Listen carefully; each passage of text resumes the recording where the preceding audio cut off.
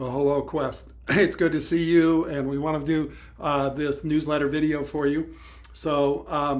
This week is what is referred to as the Holy Week, going between Palm Sunday and then Easter at the end of that, with all sorts of things in between, depending on what kind of a church you go to and how traditional or how liturgical or how different traditions that it's put together over the years.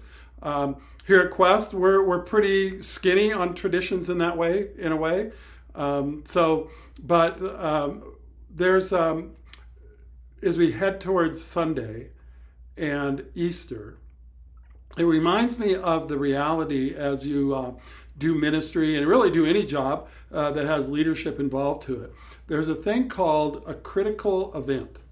So if you pull off an event or a program or a process or a company, there are certain things that are critical events. Without this one particular event, the whole thing falls apart. The whole thing doesn't work.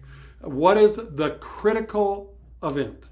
And so when I served on the staff of Campus Crusade for Christ, we said the critical event was one trained person on staff taking one untrained person, whether that be someone on staff or a student or something like that, but it'd be one trained person taking one untrained person to share Christ with someone who didn't know Christ at all.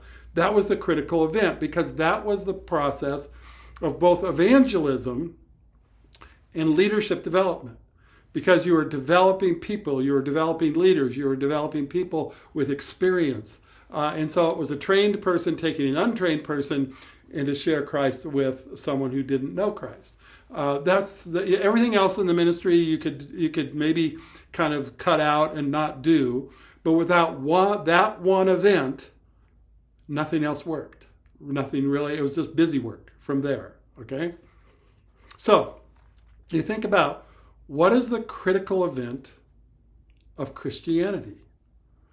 And if Christianity really is what it says it is, then what's the critical event of all of human history?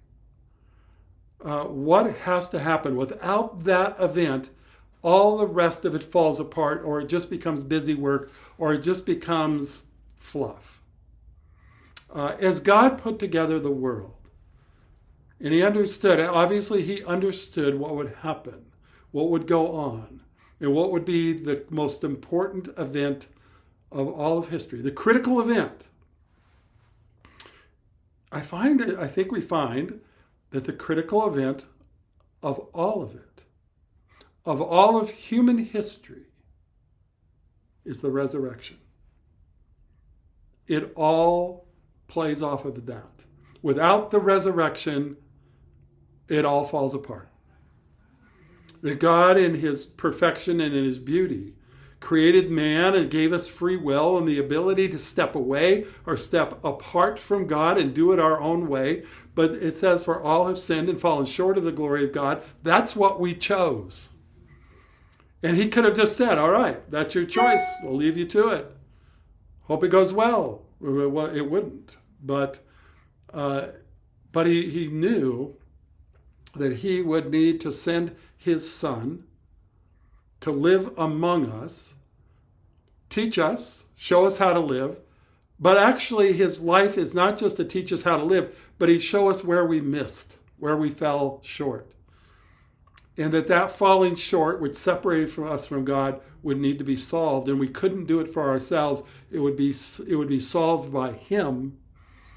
And so the critical event is not only his life and death, but his resurrection. His defeating death.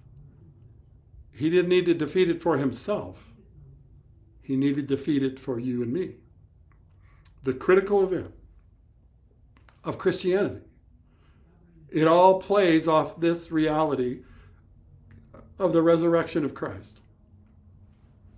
But if Christ really is the only way to the Father, the Creator, then this critical event is the critical event for all people everywhere in every way. This is the critical event, the resurrection of Christ. And so it can be a traditional thing for you. It can be an emotional thing for you. It can be more academic or whatever. But to say that is the event where I drive my stake into the ground is on the resurrection of Christ.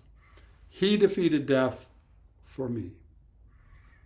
That's how important this is. So this week, there are billions of people across the planet who are celebrating the critical event. And we'll do the same thing. All right? Okay. Take care, you guys. We'll see you soon for the critical event.